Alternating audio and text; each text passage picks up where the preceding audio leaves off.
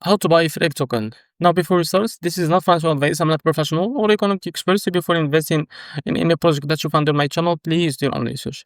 Now, before going and buy this token, make sure to check the Mexc account and keep following the updates about this token. So as you can see, this token it's available on the screener. It's created 3 hours ago and increased by 15,000% in the last 24 hours.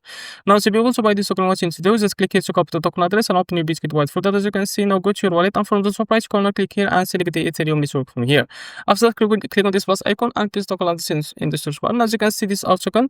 But before going and add this token to your wallet, make sure to read that rest. So after that, if you are ready to go, just click on this plus icon to add it to your wallet. And now you can go back to your wallet and keep searching until you find your token that you just added called Freg. Now keep searching until you find it. So as you can see, this is enough. Click on it. So after that, click on swap, switch from here. And from the top, you can select the token that you want to buy with, for example, USDT. And now here you can type how much you want to buy. And this is how much you will be able to receive that token, as you can see here.